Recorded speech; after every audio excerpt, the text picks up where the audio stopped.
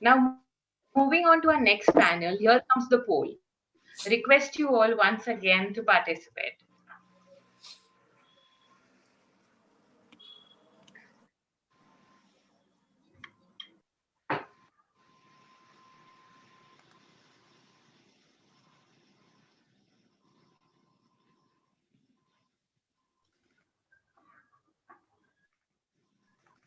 The results, please.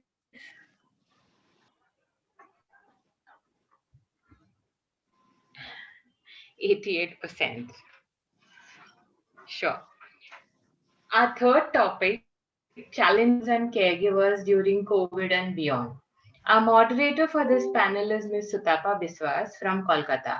She is the Executive Director of Cancer Foundation, and our panel members, we have Mr. Chandu Parab, Head of Department Medical Social Worker at Tata Memorial Hospital, Dr. Vinay Deshmukh, oncologist at British Candy Hospital, Ms. Shalini Jatia, Secretary, Impact Foundation at Tata Memorial Hospital, and Mr. Sanjeev Sharma, patient advocate and a COVID warrior. Well, good evening, everybody. On behalf of We Care Foundation and on the occasion of Survivors Day, it's an honor that we have a panel which is going to talk today on the challenges of cancer patients and caregivers during COVID and beyond. Well, this was an extraordinary health crisis. So definitely an extraordinary situation arose and we all came up with extraordinary measures. So today what we have here is a group of real people who took the challenge head on. And it's a wonderful experience for me to introduce Mr. Sanjeev Sharma, who is a COVID warrior himself and a volunteer at the Tata Memorial Hospital. We have Ms. Shalini Jatia, who is the secretary of the Impact Foundation, which is the pediatric foundation of the Tata Memorial Hospital, and they support children in the hospital. We have Dr. Vinay Deshmukh, the eminent surgical oncologist with the PD Hinduja Hospital and the Breach Candy Hospital, and he is very, very active with the Indian Cancer Society in Mumbai. And of course, Mr. Chandu Parab, who is the head of the Department of Medical Social Work at the Tata Memorial Hospital in Mumbai. What we have seen during the COVID times, I think none of us were prepared for that. Whatever level we were working in, none of us knew what was coming, and no one knew it's going to go on till it's almost a year now, till this point. So it has been an extraordinary situation, as I said, and all of us tried to find what best could be done. So to start with, Sanjeev ji, if we can know what it is like to get COVID and what it is like to come out of it, experience it. What was the experience? That is what I think you'd want to start with. Okay. Thank you, Sudatta ji.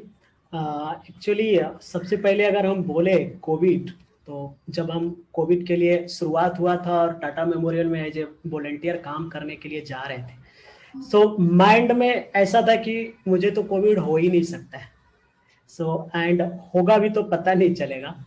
But जब पता चला कि first test inconclusive है, second भी inconclusive है, then madam ने बोली कि नहीं आप पॉजिटिव हो. सो वो एक्सेप्ट करने के लिए तैयार ही नहीं था मैं, क्योंकि अगर हम घर पे बैठ जाएंगे तो जो अभी ये मौका मिला है काम करने के लिए पेशेंट लोगों के लिए, वो शायद मिस हो जाएगा. तो सबसे बड़ा मन में वो बात था कि हमें कोई भी हालत में करना है. एंड जब मुझे क्वारंटाइन होना था तो जो हमारे कोलीग थे उनको मैं इतना ये हो गया था कि मैं बोल रहा था अगर मैं क्वारंटाइन होऊंगा तो मैं फिर कुछ भी काम नहीं करूंगा. मुझे बिल्कुल इसके लिए बोल रहे थे कि मुझे क्वारंटाइन नहीं होना था, मुझे लोगों के लिए करना था, इस वजह से हमें बात बोल रहे थे. बट थ्रू आउट जब हुआ, उसके बाद क्वारंटाइन होने के बाद भी हमारा वर्क चालू रहा.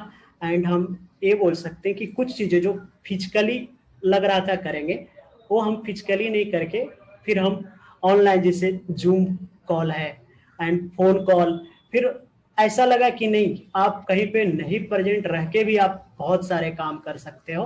एंड वो हमने किया और अच्छा लगा कि इन बिटवीन लोगों से जुड़े रह के काम करके भी ये सारी चीज़ें. और इसमें हम लोगों ने एक काम भी स्टार्ट किया जो कि पेशेंट के लिए था, कि कैसे बहुत सारे जब प्रॉब्लम हो रहे थे, जब हम लोग शुरुआत किए थे कि पेशेंट आ रहे थे, और जब हम लोग सारे लोग, शालिनी जी, परब sir, Jyoti and Vandana ma'am, हम सब लोग गेट पे जाते थे, और जब पेशेंट को बोलते थे कि अभी आप चले जाइए, खास के जो फॉलोअप वाले पेशेंट हैं एंड जो ट्रीटमेंट है उनको देखेंगे, आप फॉलोअप कुछ दिन बाद भी आके कर सकते थे। वो टाइम वो उनका इतना बोलना था कि नहीं नहीं आपने बुलाया है, हम जाएंगे ही नहीं। सो उनको कन्विंस करना बहुत मुश्किल हो रहा था, उनको समझाना ये चीज कि ये नया चीज है, बिल्कुल नया था, तो हम लोगों को भी पता नहीं था खास के कि कैसे उनको कन्विंस करना है और बताना है। और यही चीज लग रहा था कि नहीं मुझे करना है, लेकिन जब क्वारंटाइन होंगे तो नहीं करना है। लेकिन फिर उसके बाद हम लोगों ने ऑनलाइन प्लेटफॉर्म चालू किया, खास के पेशेंट लोगों के, और फिर जो भी उनका प्रॉब्लम था, जैसे मेडिसिन के प्रॉब्लम थे, उनके पहुंच नहीं पा रहे थे, डॉक्टर से कैसे बात करें नहीं कर पा रहे थे, फिर डॉक्टर का टीम, डाइटिशियन का टीम, सोशल वर्कर का टीम, वॉलंटियर का टीम, जो भी है, फिर हम लोगों ने ऑनलाइन उनसे करना। तो एक तरह से ऐसा जर्नी था वो क्वारंटाइन, जब हम पॉजिटिव थे उसके बीच का। तो आप जब आपका डायग्नोज हुआ तो आप तो सोच रहे थे आपको होने वाला है नहीं? यस, तो बिल्कुल। आपको कैसे लगा कि आपको टेस्ट कराना है? क्यों गए थे टेस्ट कराने? आपको तो होना ही। टेस्ट कराने के लिए कॉन्टेक्ट ट्रेसिंग था, कि जो हमारे एक कोलिग थे वो पॉजिटिव हुए थे, तो उसमें कॉन्टैक्ट ट्रेसिंग था, उसमें से टेस्ट कराना पड़ा, और फिर इनकन्क्लूसिव हुआ था। चलिए, अगर मान लीजिए कि आपका पॉजिटिव था तो आप क्वारंटाइन में चले गए, आपका मन तो कर नहीं रहा था, व्हाट यू सेड, कि आपका बिल्कुल भी मन नहीं था कि आप छोड़ छाड़ के क्वारंटाइन हो जाए। यस, तो बिल्कुल बिल्कुल मन नहीं बिल्कुल। था। तो उसमें जब आपको रोक दिया गया कि 15 दिन का, how many days? 15 days. 15 days। तो वो एंड फिर 15। 15 डेज के बाद 7 डेज फिर एक टेस्ट के लिए होता है, तो ऑलमोस्ट 21 डेज। हाँ, तो चलिए महीना भर या you are out of action, so to say, जो आप कह रहे हैं ना, एक्शन जहां पे चल रहा था वहां पे आप थे नहीं और रह नहीं पा रहे थे। That is what you did not like, कि जहां पे गोली चल रही है वहां आप नहीं थे। तो जब आप वापस आए तो क्या एक्स्ट्रा एनर्जी थी आपकी अपना ज्यादा कर ले? एक्चुअली यही तो नया चीज सीखने को मिला है कि पहले लग रहा था कि हम सिर्फ वहां पे रह के ही काम कर सकते हैं। ये सिखा दिया कोरोना कि नहीं, आप पीछे से भी काम कर सकते हो। तो ये एक बहुत बड़ा अगर सीख इस चीजों से मिला। हाँ, उसके बाद दोबारा जाने के बाद फिर इजी हो गया, मतलब कि अब हो गया है तो चलो दोबारा नहीं होगा, तो एक और अच्छा। ये आ गया कि एंटीबॉडी डेवलप हो गया, तो और भी थोड़ा सा डर खत्म हो गया। तो ये कुछ चीजें। नए नए वर्ड्स भी तो सीखे ना, क्वारंटाइन सीखे, एंटीबॉडी सीख लिए, जो पहले नहीं था ना, एंटीबॉडी सीख लिए, इन्फेक्शन अब हमें नहीं होगा एक बार जब हो गया है। और क्या क्या नई चीज, जूम सीख लिए, और क्या क्या नई चीज आप सीख के आगे जा रहे हैं? नया तो एक अगर सबसे बात बोले कि हाँ कोरोना, ये सब नए वर्ड थे, और अगर सीखने की बात करें तो कैसे बीइंग प्रेजेंट, अगर हम कहीं रह के नहीं रहते हुए भी हम कैसे काम कर सकते हैं, और लोगों से कैसे करवा सकते हैं, कैसे करवा सकते हैं, ये चीजें सीखने को मिला है तो कि चलिए, कैपेसिटी बिल्डिंग हो गई आपकी, जी। एक एक ट्रेनिंग हो गई पूरी through the covid time and the volunteering experience that you have had. So अच्छा है, we'll hear more about other experiences. I'll want to hear कि बच्चों का क्या हुआ, during this time। जो बड़े होते हैं, they understand what they are going through, so comparatively थोड़े better है कि अच्छा ये situation आई है, nobody knew कि ऐसा कुछ हो सकता है। So how did the children react to it? So I would want to know from Shalini ji that many children were in the middle of treatment. So what happened to them? How did they cope, or their parents cope with it? Sure. So thank you for having me here, Sutapa. And I would like to discuss this in two different groups. So one group is the children who were already in Mumbai taking treatment at the Tata Memorial Hospital. So we have at any given time almost 300, 400 children who are here on treatment.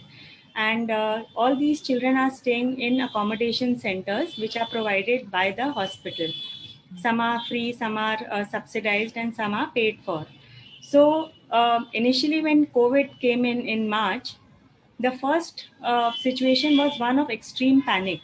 So when there was a child in one accommodation center who would be positive with COVID, that entire accommodation center was under lockdown. So basically, it led to locking down most of the accommodation centers, 90% of the accommodation centers.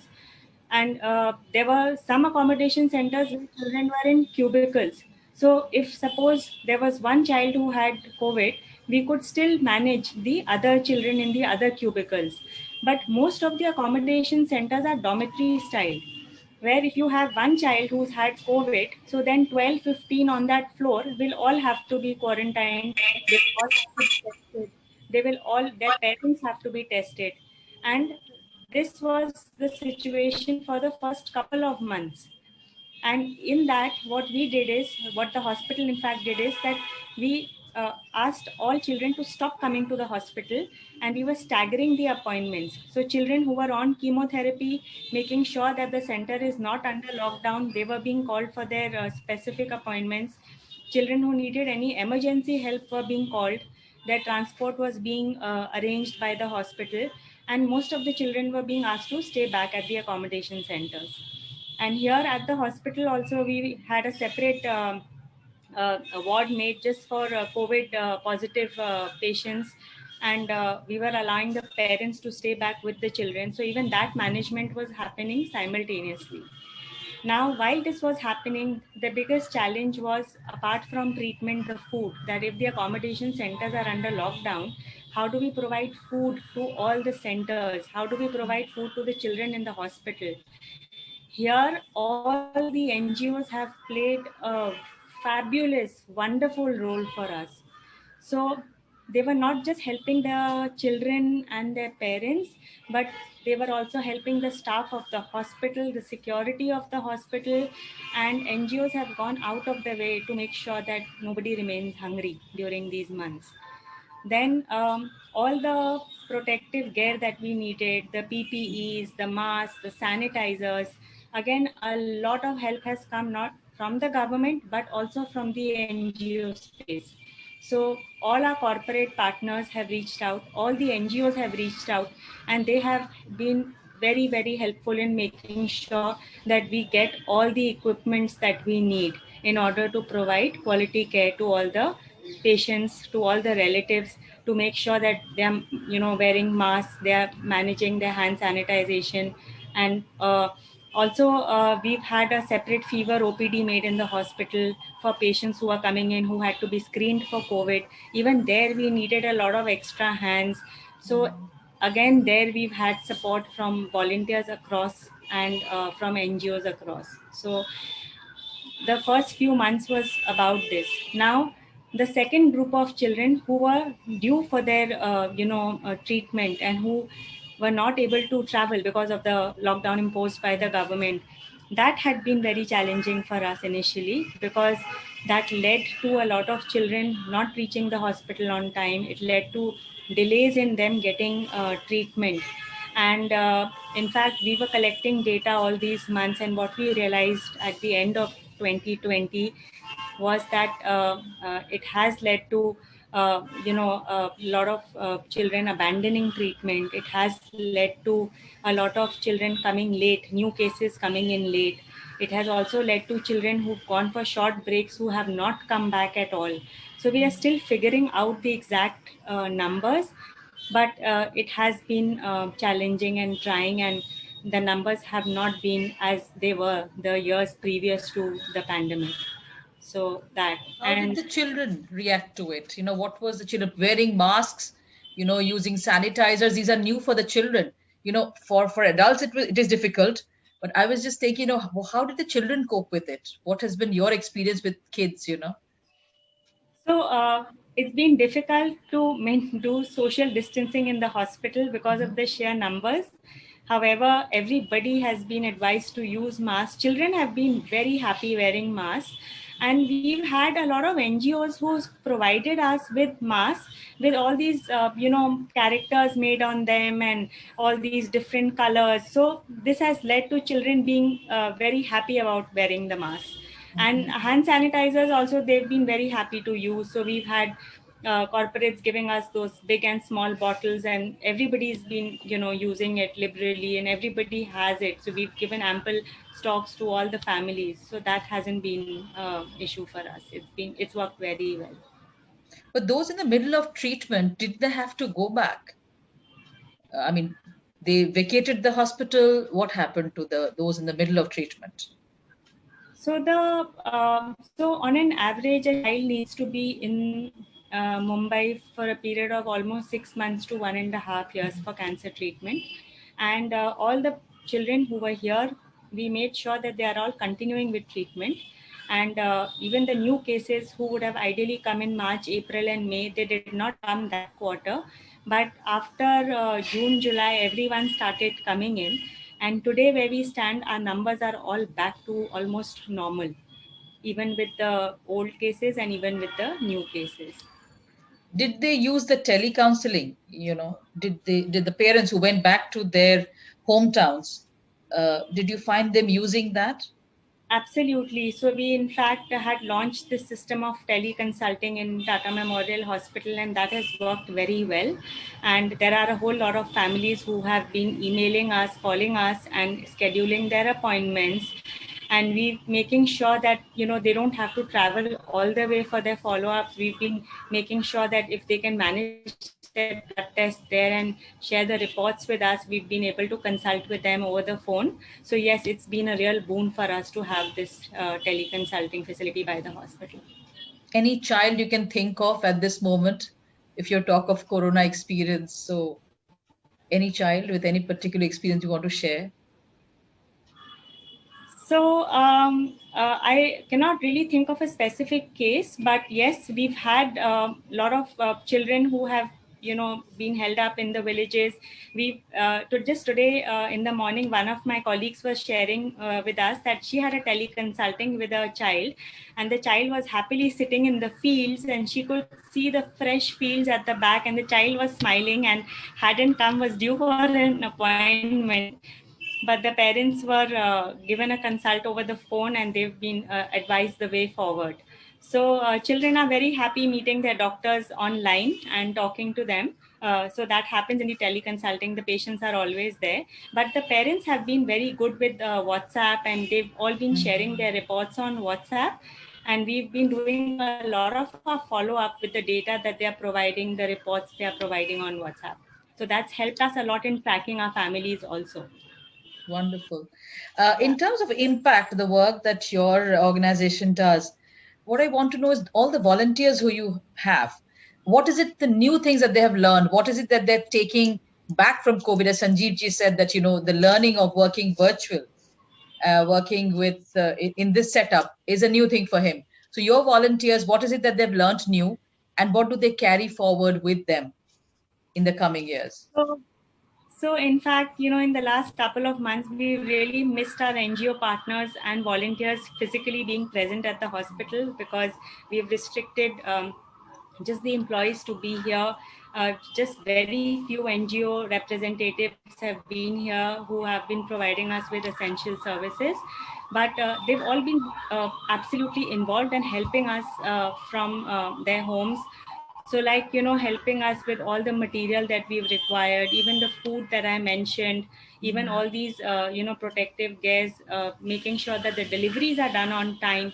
So we've had all these volunteers and NGO partners run around a lot for us over the months. But yes, they, just the way we have been missing them, they have been missing the children.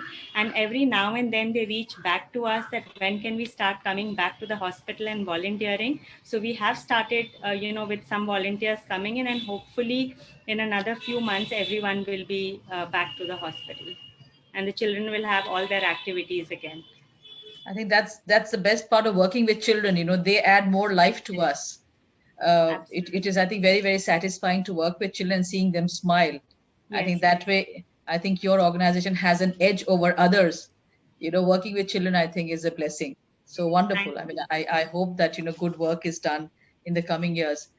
But, as over this time, I think patients have been affected because they could not reach the hospital. So, I would request if Dr. Deshmani sir can shed a little light on experience directly with patients, especially surgical oncology. If they have solid tumors, it is maybe increasing in size, the cancer is spreading just because they cannot travel. So any specific things that you felt that in terms of the kind of case you're getting? Yeah, well, it's interesting, but people have not really approached doctors as quickly as they should during this period when everyone was really paranoid. And not only me, but I have discussed this with a lot of my colleagues, all the surgical oncologists, medical oncologists, and patients have not come for diagnosis early. So we are seeing cases which have been probably kept at bay for about a year, 6, 8 months at a stretch. Today, I interestingly saw a doctor who was practicing abroad, and she's come with an advanced breast tumor. Advanced, so that's coming through the skin. And I asked her, well, why didn't you come and approach somebody earlier? And she just said, well, it was the corona, so I just didn't come across to see anybody. But here is a lady doctor who spent a whole life practicing medicine, and they haven't come in early. So how can we blame people from the normal population who are so scared about COVID? And even we were scared of COVID. For example, I was affected, my whole team was affected, both here and at Breach Candy. So we had to stop our work. So it's not just that, we are worried about the normal population, but even the doctors were getting affected. We were short-staffed. Our class 3, class 4 workers, quite a lot of them had got affected. Nurses got affected. Quite a lot of doctors got affected. So all these things actually did impact work. But the truth is doctors and the hospitals have actually worked all through. So despite being short-staffed, I think one particular incident really comes to my mind to tell you how much these people have actually gone out of their way to work and quietly not appreciate as much. Doctors get appreciated, but I always feel as the nurses, the class 3, class 4, who really need to be appreciated. So I was operating once at Breach Candy, and we were short-staffed. I know that. And suddenly this nurse turns up at 11 o'clock and starts washing up. So I asked her, how did you manage to get to work? And she said that, well, and she came all the way from Dombivli. She just managed to make it somehow or the other to Dadar, and she was blocked there. And then one of the ward boys went on the motorcycle, picked her up and brought her. So she didn't take a day off. And she came and she washed up. And, this is the type of sacrifices the health workers have actually made during this period. But yes, we are seeing patients late. Patients have approached the hospital late. I told you about this.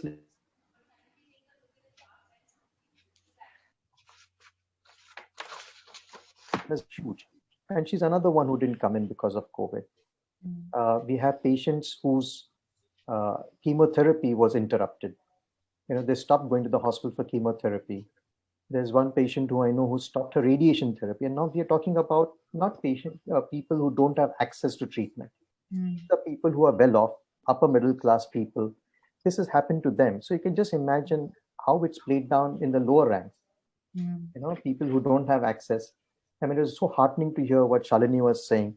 It's so nice to hear about all the work that's gone on with the pediatric group. These are the problems we faced. So particularly, I just want to ask you one thing is that, one, as you said, those who have access to treatment, and there's a whole group, say in India, many would look up to going to Mumbai for treatment. Yeah. Many were in the middle of treatment. Many were about to go for a treatment, when this COVID struck, just, suddenly. Yeah. So do you feel that, there should be more treatment centers so that people need not travel as much, but can access treatment in their local states or places? There are centers, of course, but then do we need to increase that more? Do you see it as a solution? Yeah, there's no question. We need far more centers all over the country. And all those centers don't necessarily have to be, the top of the notch. You need to have multiple centers which can follow treatments. That means basic treatment, which are designed at any other center. Now you can get it on teleconsultation. And these treatments can then be carried out adequately there. So opinions can be obtained from anywhere. But there need to be more facilities. More radiation therapy machines. I think chemotherapy is very easy to give anywhere. You may not get the high-level surgical training in most centers, but at least most of the basic treatments can all be carried out. But we do have a lot of patients coming in from out of town, and even during COVID, it's quite interesting. There were the brave ones who still came down to Bombay for treatment. somehow or the other, I know someone who actually, when they had to travel back, they had to go by car, and it took them literally nearly 48 hours to get back. And they told us all the scenes on the road and things like that, and it's quite amazing. But people do brave. But to come back to your question, yes, obviously we require far more centers than we have, because look at our population. It's impossible. And if you travel somewhere abroad, for example, if you ever walk around the streets of London, you will see that every second and third street actually has a hospital. It may be a small hospital or a community, but they've got so many hospitals. Of course, central London, they're closing down because of costs. But the fact is, they've had so many hospitals in the olden era. So we require them. As you mentioned, that we should make it accessible. May not be the super specialty hospitals, but units which can at least take care of follow-ups, or you can even prevention for that matter. I mean, do you look at early diagnosis and prevention as one of the things to be boosted in the country? What is your view on that, sir? Oh, that goes without saying. I mean, we are not going to get anywhere with treatments. If you really want to make a dent for cancer, it's got to be increased awareness and early diagnosis, which can, and screening for certain things. Oral cancers, breast cancers, cervical come easily to mind. These are three. These are the commonest cancers in women: breast and cervical cancers, and oral cancers as a group. And also, if you actually look at the numbers, we have to become very aware that GI, the gastrointestinal cancers, especially if we take from the mouth right to the other end, they're very, very common, one of the largest group of cancers. So, yeah, I think awareness, the truth is, with our population, you cannot treat this volume. It is not possible. So the only way is to bring the numbers down, or to make your treatments more effective. That means you treat them at an earlier stage. So whatever treatments you have are much more effective. So there are less side effects, shorter treatments, less aggressive treatments. And then of course you have improved survival, improved quality of life. That gives more working years to this population, which also will help our economy. Exactly. So that's actually we must stress on that actually. And the cost also, I think, the cost for the patient also comes down when you diagnose it early. And even downstaging, if especially you work with surgical oncology, if you think of solid tumors, you're talking of GI or any of it. If you come in early, then the whole thing becomes easy in a lot of ways. Of course, easy. It's cancer, but then still. Yeah. You can maintain function, you can maintain quality of life, as I said. And for many of the solid tumors, for example, head and neck, it's the function which is maintained. In GI, a lot of the functions got to be maintained. So the smaller the resections, the more the function that's maintained. And that allows your quality of life to be maintained. And that is really the whole aim of cancer treatment, frankly, is to return the individual to a normal, effective social life. And that can only be done by early diagnosis, downstaging, increasing awareness. That is really the crux of the problem. Considering that, COVID has changed our life, it's going to be a lot of the new normal is going to be like this. We will not be probably moving as much. I don't know. I mean, when everything will open up. So what is it that you recommend as an individual to be concerned about, or look for, or be a little mindful of, the changes in terms of cancer, the solid tumors that you are working with? How would you like your patients to reach you? At what point, and what should we do? What is your recommendation for us? Well, I think the first point to go across is, yes, COVID's not going to go away. But, if you take heart from the Spanish flu, and that's what I always think back upon, with no treatment, nothing available, it didn't kill everybody. It didn't last a lifetime. Either the virus will mutate or we will mutate. One of these two things happen and we will survive. I mean, that's the way nature of our life. Having said that, I think we must not let the fear of COVID get everyone. It's not. COVID is today not anywhere killing anywhere near the numbers that we thought it would. That's one. Also, we realize that the incidence has definitely dropped. I mean, of course, the virus may mutate and come back in a big way. But even if it's around, by wearing a mask, following basic things, you have to access doctors. If you have a problem, you can't sit at home, because that problem is only going to grow. You can't sweep it under the blanket. You need to just access doctors, come early, because that's how you can be treated. And that goes for every solid tumor. So if you have any problem which is not going away, let's say even for 3 or 4 weeks, it is essential to access doctors. And frankly, doctors have actually been working all through. They are accessible. It's only the fear of the patient which is preventing them to go to the doctor. And they must. And I think we must also recognize that, as you said, all the doctors, all the support staff, nurses, I think they have been the bravest of the lot. And all the NGOs who are working in the hospitals, I think they've really braved it. Otherwise, it would not have been possible to even save the lives that have been saved in the cancers. You all have gone through COVID and then, you're still working. It's amazing to see that. I mean, we don't know all the warriors, all those, but it's because of them that many have survived in the cancer time, because no one was talking cancer. What we found that at every level, it was all COVID, and as if cancer was not there. Yeah, Dr. Roshni Chinoy has actually written a very nice little piece in the newspaper called "The Emperor Maladies Cannot Be Kept Away." I mean, you're really required to access it, to treat it. So, did you experience working with patients, teleconsulting with them? So, what has been your experience with teleconsulting? Well, I had a very frustrating day teleconsulting today when it didn't really work. So there are some good things about teleconsulting in the sense that patients who really don't need to come all the way for follow-ups. Especially though, I mean, you can probably sort some of them away and prevent at least some of these extra visits, especially people in Tata Memorial, people who are traveling. I still remember my days in TMH, and people would be traveling 2 days to come and meet us for 15, for about 10 minutes and 15 minutes. And these sort of things can definitely be avoided. So with your peripheral centers and your teleconsultations, you can decrease routine follow-up patients. Patients who have problems still require to always be seen. And one of the problems of teleconsultation has been that patients are really not happy. Over a period of time, things may change. But I have found, for example, the minute I'm more and more now accessible in hospital, the hospitals have allowed outpatients to open. What had happened was hospitals themselves had closed the outpatients, except for certain emergencies and things. Now they've opened up. And the minute we have opened up, people actually don't want to do as much teleconsulting as they used to. So I'm seeing the change from the patient's point of view. They want to come for a physical examination. They want to meet you. And I do feel that, yes, when you actually have a patient across with a relative, I mean, the feedback that you get even from a patient's facial expressions, very often you do not get this to the same extent as when you get as on a teleconsultation. So each of it has got its advantages. I mean, decreasing patient visits to hospitals, especially from out of town. Patients' quick access. Now, it doesn't have to be a telecom, even a WhatsApp. I mean, or a WhatsApp video call. Patients can literally, if they're really from far away, that like I have patients from out of town, out of the country, they very often ask me, when can you speak to you at this particular time? Then they do a video consultation and they decrease their visits, or if there's a problem, then they fly down straight away for their treatments. So there are definite advantages.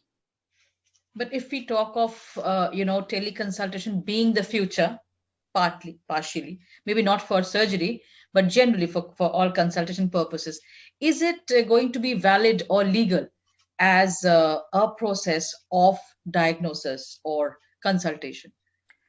Well, you see, the legal part will always follow. The lawyers will frame rules, regulations, all those, and then your corporatization of the hospital will come up with a set of things that you have to follow. So the legal side will slowly get taken care of. The problem with medicine is it's not just numbers and looking at some things. You require to have this. What we are losing is the humane touch. We need the human touch, which is a healing touch.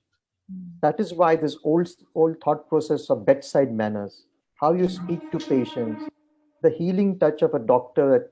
I have so many patients who just want to come because they want to be seen, they want to be touched, they want to be talked to as a human being, and they want to be, which they don't get on the video. So maybe with the older people phasing out and the younger kids coming up, new young generation, it may change. But the present generation of people, and I still feel personally that human touch doesn't go away. I mean, everybody still wants that. So to a certain extent, teleconsultation and video consultations will take place. In fact, I mean, COVID did bring it to the fore, but it was actually taking place. For a few years, I have known a lot of patients from Bombay, at least, taking opinions from abroad on video. So this sort of video consultation was going on in a small way. It's now come to the fore because of COVID and patients not being able to access the doctors. But I personally find that patients who know you and are under your treatment are not happy only with a teleconsultation. They want to come. I have patients from all over the country, and all of them are just waiting for, to fly down again and come. I just met a patient from Nepal. They were waiting for a year. So 2 or 3 teleconsultations, but they still had to come down. It's like that. Part of it is the patient being satisfied. It's not the doctor. It's the patient's satisfaction. The patient is satisfied with the teleconsultation will work. At the moment, I feel patients are not. At least not entirely. You have talked about the patients quite a bit. I want to hear what the doctor feels like. Were you missing it? Did you want to meet the patients? Oh, I think it's terrible work doing teleconsultation. It increases the workload phenomenally. Like today, I had the most frustrating day. I mean, either sometimes you hear the patient, sometimes the patient doesn't hear you, and that sort of dissatisfaction. And we always think technology is a utopia. No, technology is just something which is supposed to make our job easy. Sometimes it doesn't make our job easy. For my teleconsultations, if I have to see so many patients in 1.5 hours, 2 hours, 2.5 hours, my junior doctors have to do a lot of work. Uploading of reports, downloading of reports, analyzing each report, making a note of each report takes hours. So very often my juniors labored for 2 hours for one of our teleconsultation sessions when we see 10, 15 patients. And very often patients don't always upload their results 2 days in advance of their consultation. They do it at the time of consultation.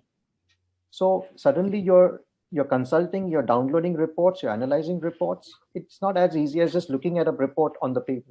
That takes a few seconds. This takes minutes. And add to it the frustration of not able to, when you're on teleconsultation, you get on, they are not online. You have your secretary calling them up and saying, please come online. All these are very, very frustrating, very difficult situation. It's okay. We have to long time, I think it's going to be trying. Yes, we have to get back to the normal. So it was wonderful knowing that, but I think the man at the center of it is someone like Mr. Parab at the Tata Memorial Hospital. I think he's the one who sees from across the country patients with all kinds of issues. As Deshpande sir said, that's one side of it. But how do you manage? How did the TMH manage all of it? Of course, starting off the crisis, and then what? How did you manage all of that?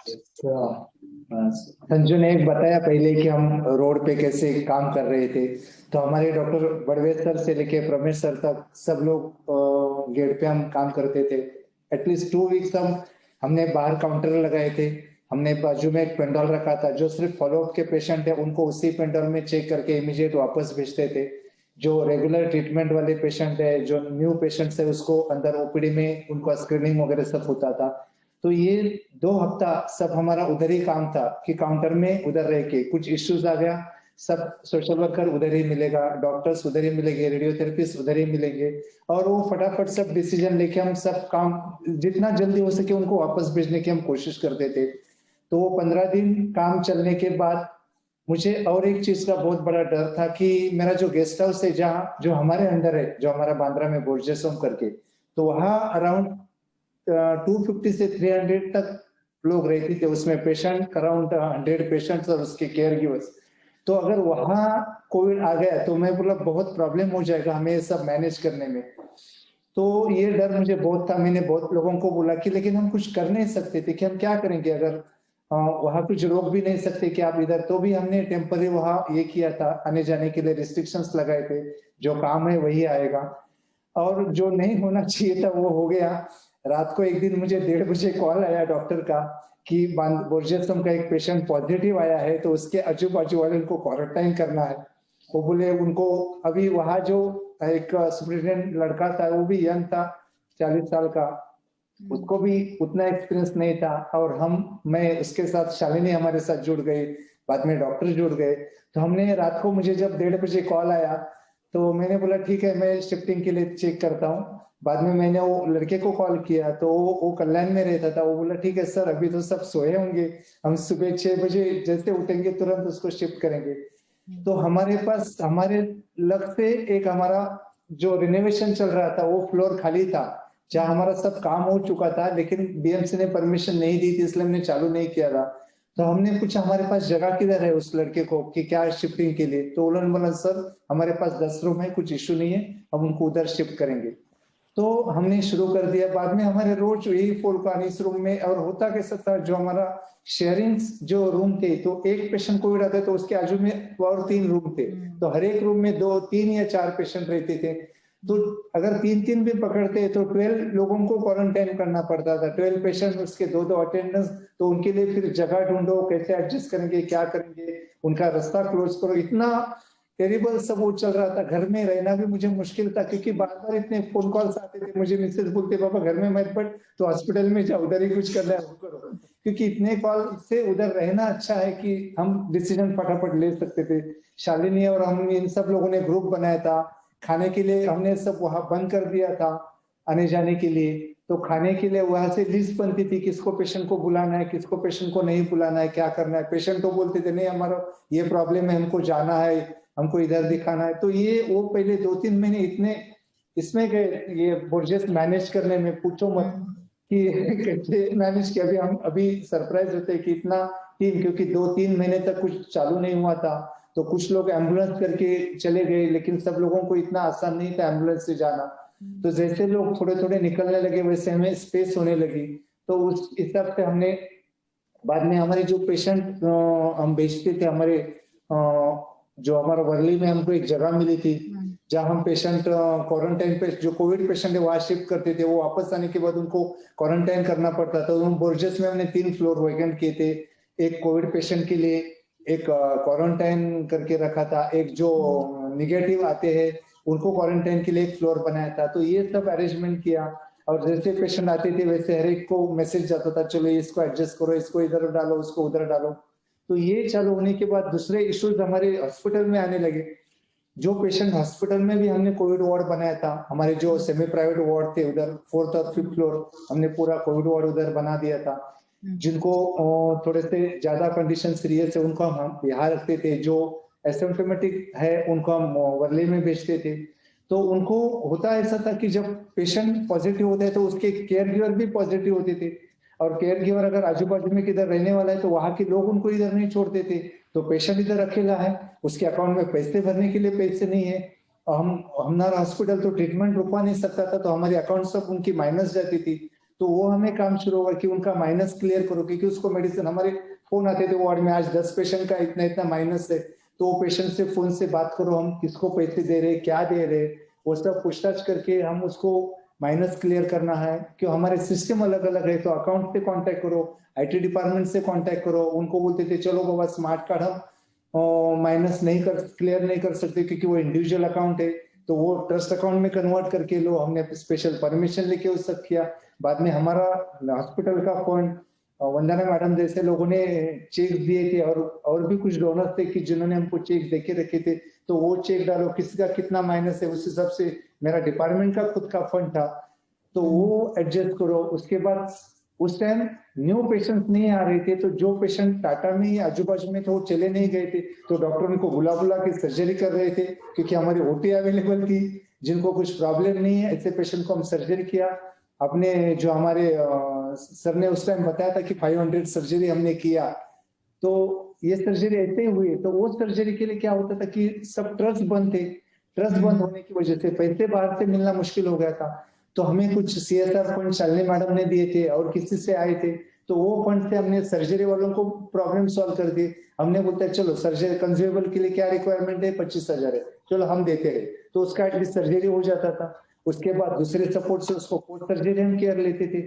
तो ये सब उसमें दोनों चल रहा था, Covid भी चल रहा था, ट्रीटमेंट भी चल रहा था। कोविड का तो हमने अराउंड 40 lakhs का हमने माइनस और ये सब सपोर्ट किया पेशेंट को। कम से कम 150 पेशेंट को हमने इसमें सपोर्ट दिया 40 lakhs में, जिसमें हॉस्पिटल का फंड था, CSR फंड था, डोनर्स के चेक्स थे, उसके बाद जो सर्जरी के लिए उसके भी हमने अराउंड 35 to 40 lakhs उसके लिए हमने ये किए दे दिए लोगों को और उनकी सर्जरी करवा दी। तो ये सब काम चल रहा था और उसके बाद मई जून के बाद धीरे धीरे Tata trust, Indian cancer society, ये ट्रस्ट ने काम चालू कर दिया डोनेशन हर रोज देना। लेकिन वो जो हमने सर ने बताया कि जैसे उनको रिपोर्ट ऑनलाइन करने पड़ते थे वैसे हमको ऑनलाइन एप्लीकेशंस करने पड़ते थे। मेल की कैपेसिटी कम थी लेकिन उनके डॉक्यूमेंट ज्यादा थे, तो फिर मेल की कैपेसिटी बढ़ाओ, उसको सब मेल रिपोर्ट करो। तो ये जो सब काम था वो सर बोल रहे हैं वो सही बात है कि जो हम सामने देखना है पेशेंट को पेपर सुन के ट्रस्ट के ऑफिस में भेजना बहुत इजी बात था, लेकिन ये ऑनलाइन में बहुत काम बढ़ गया। तो ये सब अलग अलग क्राइसिस आने लगे। दूसरा मुझे जो कलीग है उनकी केयर लेनी पड़ती थी क्योंकि वो इसके लिए हम रोटेशंस लगाए था, तो हम कुछ हर एक को छुट्टी देके हम काम करते थे क्योंकि एट ए टाइम सब लोग आ गए और कोई भी एक पॉजिटिव आ गया तो सब लोग अटक जाएंगे। तो इसके लिए वो हमारे हॉस्पिटल ने एक सेटिंग बनाई थी कि आप रोटेशन से काम करो और रोटेशन से काम करने की वजह से स्टाफ सेफ रहेगा। तो ये सब हम मैनेज करते, स्टाफ मैनेज करो, पेशेंट मैनेज करो, कोविड पेशेंट मैनेज करो, ये जो सब चीज चल रहा था तो काम करने में बहुत मजा आ रहा था क्योंकि सब लोग साथ था। मैं वंदना मैडम जो है मैं देखता हूँ कि हमारे पास जब डोनेशन के लाए थे तो पेशेंट को 10 सवाल पूछते थे, लेकिन जब कोविड स्टार्ट हुआ मुझे हर 8 दिन के बाद 10 दिन के बाद चेक भेजते रहे मेरे ऊपर। उन्होंने जो भरोसा रखा है हमारी टीम के ऊपर, जो भरोसा रखा मुझे बहुत अच्छा लगा कि एक कोविड में हुआ कि एक दूसरे के ऊपर भरोसा ज्यादा बढ़ गया, हम काम करने वाले लोग एक दूसरे से ज्यादा नजदीक आ गए। तो ये कुछ पॉजिटिव भी उसमें रहा, बहुत अच्छा लगा ये सब काम करते समय क्योंकि इन लोगों का अगर सपोर्ट नहीं होता तो हम अकेले काम नहीं कर सकते क्योंकि हर एक लोगों ने अब अपने जगह में रह के हमें सपोर्ट किया। तो ये कोविड का पॉजिटिव भी है। जो देशमाने सर कह रहे थे ना, पीछे बहुत लोग काम करते हैं जिनकी कहानियां कभी सुनने को नहीं मिलती है। This I think is an opportunity for all of us to hear कि टीएमएच में पीछे क्या चल रहा था, संजीव जी जैसे एन इंडिविजुअल वॉलंटियर वो क्या कर रहे थे, how they got together, Shalini ji सभी मिलके लॉट ऑफ थिंग्स जो हम लोगों को, but what I find very exciting in this panel is to hear this the other side of it. ये किसी को सुनने को नहीं मिलता है। लोग तो कंप्लेन करते रहते हैं हमेशा, ये नहीं हुआ वो नहीं हुआ, बट सबने जो रिस्क लिया था, आई थिंक अपने कोविड का रिस्क लेकर जो दे वर सेविंग लाइव्स, वो शायद सेलिब्रेटेड ना हो if we don't have a platform like we care and a panel discussion like this. शायद और भी चीजें कहने को सुनने को रह गई है, बट आई थिंक जितना भी हम लोगों ने सुना, what we can take back is collaborations work, सब कोई साथ मिलके करे। और देशपांडे सर ने जो कहा कि ऑनलाइन कंसल्टेशन में जो है लाइफ थोड़ी सी कम है, सुनने में लगता है बहुत सिंपल और इजी बन गया, actually it is become more complex. I think that is also one thing that we get to hear. Probably we should get back to the new normal as soon as possible, and it is more stories that will come up in the years to come or times to come. Thank you everyone for your time. और जितना भी आप लोगों ने share किया, और कहानियां रह गई होंगी जो किसी और opportunity we will hear, and we think that everyone understands the other side of it. Thank you everybody. Thank you so much for joining us this evening. Thank you for having us. Thank you Vandana ji or your team. Thank you so much. Thank you so much for such interesting conversations and so many learnings. So here goes our sessions for the third panel.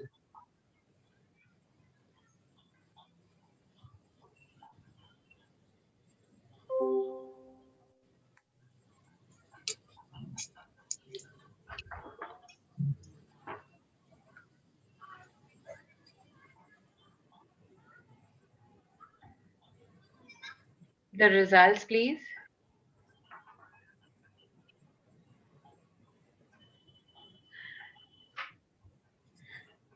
Okay, 83%. Cool.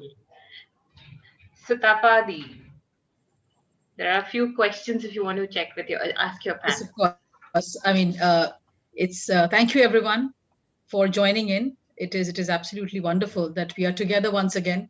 As I said, there are a lot of questions that remained unanswered. We can't take up all the questions, but definitely to start with, again, what Parab sir said, I think it was a mammoth task that he was doing, behind the scene. So one thing is that now, at this point of time, what would be your recommendation for patients who want to get treatment in TMH? Hello, Yes. आवाज आ रही है? आवाज आ रही है? एकदम perfect. Okay. अभी तो बहुत सारे चीज नॉर्मल हो रहे हैं, बहुत सारे पेशेंट्स आ रहे हैं। तो अभी ऐसा है कि दूसरे प्रॉब्लम्स में ज्यादा जनरेट हो रहे हैं कि अभी बहुत सारे लॉकडाउन की वजह से लोगों के ऑफिसेस बंद थे, कुछ कंपनीज बंद हो गई, कुछ छोटे छोटे उनके बिजनेस ऐसे चीज थे वो बंद हो गए। तो अभी प्रॉब्लम ये आ रहा है कि मैक्सिमम पेशेंट ऐसे है कि उनके लॉकडाउन की वजह से और ये सब वजह से फाइनेंशियल पोजीशन बहुत वीक हो गई है। लेकिन कैंसर ऐसा है कि जिसको हम रुकवा नहीं सकते। बाबा चलो कैंसर हो गया, अभी रहने तो पैसा आने के बाद करेंगे, ऐसा कुछ कर नहीं सकते। तो उनको ट्रीटमेंट के लिए आना ही है। तो ऐसे पेशेंट आ रहे, तो हम उसको जितना हो सके उतना ज्यादा सपोर्ट हमारे डॉक्टर्स, हमारे फंड्स से हम कर रहे हैं। लेकिन दूसरा हमारे यहाँ इशू ये है कि जो हमारे पास डोनर्स थे, जो ट्रस्ट थे, जो बहुत सारे हमें सपोर्ट्स देते थे, उसमें भी थोड़ी कम आ गई है। तो हमें ये अभी ज्यादा मैनेज करने में दिक्कतें आ गई, लेकिन हमने किसी को ना नहीं बोला है, क्योंकि हम जितने पेशेंट्स आ रहे उतने जितने हो सके उतना ज्यादा से ज्यादा सपोर्ट करके हम काम कर रहे। और हम मुझे मालूम है कि टाटा हॉस्पिटल में लोग जरूर मदद करेंगे। अभी लोग शुरुआत भी कर रहे हैं कि हमको ये सपोर्ट देना है। तो हम जितना सपोर्ट आ रहा है उतना सपोर्ट लेके हम ट्रीटमेंट जरूर कंप्लीट करेंगे। जो लोग आ रहे हैं उसको जरूर हम सपोर्ट करेंगे। तो ये कहा जो पहले करते थे वही अभी आगे भी करेंगे, इसमें कहा रुकावट नहीं आएगी। लेकिन मुझे अब सब लोगों को ये रिक्वेस्ट है कि अभी आप सब लोगों से भी हम उम्मीद रख रहे हैं कि हमारे आने वाले पेशेंट्स को आपकी सब सहायता की और सपोर्ट की जरूरत है। तो आप मुझे या मेरे डिपार्टमेंट में कभी कॉल कर सकते हैं, कभी मिल सकते हैं, कुछ इशू नहीं है। वंदना मैडम तो है, बाकी उनकी टीम है। तो इस सपोर्ट से हम ज्यादा से ज्यादा लोगों को पहुंच के उनको सपोर्ट देंगे। अभी आयुष्मान जैसी स्कीम है, उन्होंने भी कुछ अपना बजट बढ़ाया, तो वो भी सपोर्ट ज्यादा से ज्यादा लोगों को देने की कोशिश कर रहे। तो ये सब आगे भी हम वैसा ही सपोर्ट रहेगा। और आप तो हमारे साथ है, तो हमें कुछ कठिनाई नहीं महसूस हो रही है, यही मेरा कहना है। तो पेशेंट्स लोगों को क्या चीजों में ध्यान देना चाहिए कि कुछ भी छोटी चीज हो वो आ जाते हैं? आप क्या ये सजेस्ट करते हैं कि वो पहले अपने लोकल जगह पे थोड़ा सा ट्रीट करा ले, अर्ली स्टेज अगर हो तो? ऑल ऑफ देम, सबको जो है इतना रिस्क लेके आने की जरूरत नहीं है, लगता है आपको ऐसा कुछ? हाँ, क्या है कि अभी टाटा हॉस्पिटल की ऑल ओवर इंडिया में सब जगह बहुत सारी जगह सेंटर्स चालू हो गई है। वाराणसी है, पंजाब है, विशाखापट्टनम है, या नॉर्थ ईस्ट में है। तो और दूसरा उधर एक बेनिफिट है कि अगर वहां वो ट्रीटमेंट करते हैं तो उस स्टेट का सपोर्ट भी उधर ही ज्यादा मिलता है। क्योंकि उस स्टेट का सपोर्ट अगर बॉम्बे में आते तो उसको मिलने में बहुत दिक्कत आती है, टाइम लगता है। लेकिन अगर समझो पेशेंट वाराणसी में काम कर रहा है तो वाराणसी गवर्नमेंट इमीडिएट उसको वहां हमारे सेंटर पे सपोर्ट देता है। तो एक चीज उनको अच्छा हो जाएगा कि उनके स्टेट का जो सपोर्ट है, अभी समझो असम गवर्नमेंट है या नॉर्थ ईस्ट के जो है, तो वहां उनको 2 लाख तक सपोर्ट उसी सेंटर में मिलता है। तो वो सपोर्ट मुंबई में मिलने में बहुत टाइम लगता है। तो एक चीज है कि उन्होंने उनके सेंटर में अगर वो ट्रीटमेंट लेंगे तो उनके लिए 2 चीज होगी। खाने पीने का जो खर्चा है, रहने का जो खर्चा है वो कम होता है। और उसी बजट में टाटा हॉस्पिटल जैसा हॉस्पिटल वहां होने की वजह से कम बजट में उसका ट्रीटमेंट होता है। एक चीज है। दूसरा चीज है कि मैं हर एक पेशेंट को या हर एक लोगों को बोलता हूँ कि आप जल्दी से जल्दी जांच करो। आप जितना जल्दी से जल्दी आप कौन से भी सेंटर में पहुंचेंगे तो वहां खर्चा बहुत कम आता है। मैं हर एक टाइम एक ब्रेस्ट का एग्जांपल देता हूँ। जब ब्रेस्ट पेशेंट इनिशियल फेज है, जिसको बिटल नट साइट का ट्यूमर होता है, उस ट्यूमर के जरिए अगर ये इनिशियल फेज कभी कभी माना जाता है, उससे भी और इनिशियल है क्योंकि मेमोग्राफी और सोनोमेमोग्राफी में पता चलता है। तो उस फेज में अगर पेशेंट हमारे पास आ रहा है तो उसका ब्रेस्ट का ट्रीटमेंट कम से कम 15-20 हजार में खत्म हो जाता है। उसका रहने का जो पीरियड है वो भी कम हो जाता है। तो ये सब चीज इनिशियल आने की वजह से हेड एंड नेक केसेस हो तो इनिशियल इसमें बहुत सारे पैसे बचते हैं, टाइम बचता है, ट्रीटमेंट कम लगती है और पेशेंट जल्दी ठीक होता है, उसके रिजल्ट अच्छे होते हैं। तो ये होना बहुत जरूरी है कि लोगों ने इन्वेस्टिगेट, ये जो क्या बोलते हैं प्री कैंसर चेकअप जो है वो होना बहुत जरूरी है। जो डाउटफुल केसेस में हो या सर्टेन एज के बाद हो तो उसमें बहुत असर पड़ेगा और उसमें रिजल्ट अच्छे रहेंगे। Wonderful. We hardly have any time for our panel because we had exceeded our time last time we were doing the discussion. I'll very quickly go to Dr. Deshmane. So do you see a change in the private sector? As Parab ji jaise unhone kaha ki TMH is doing this. What do you see in the private sector? Any change that you notice? Hello. Do we have Dr. Deshmane? Sir, you're on mute. Yeah, he's on mute. Yeah, sorry, I Yes. didn't realize that. Just to say that I don't think there's too much of a change. There was initially a change where patients were not approaching the hospital. That's rapidly changing, and patients have started traveling. More and more patients are coming from all over the country back again. It's true that yes, whatever can be done locally should be done. But I think there are two major aspects to treatment. One is the medical treatment, the other is the logistic aspect. So you must always remember that. So patient has to be convinced about appropriate treatment locally. If the patients do not have the confidence, they are not going to stay. They will travel as soon as it becomes available. So I'm seeing that patients are coming back. Yes. And at least in oncology, we have not really seen much of a drop. Okay. I think that's wonderful. And rest of the warriors who are there, I think it's a wonderful job being done by Shalini ji and Sanjeev ji. I'm sure that the volunteers are coming back and it's going to be back to normal very, very soon. Thank you so much. It was wonderful to conduct this panel. Thank you, everybody. Thank you very much. Thank you all for sharing your experiences.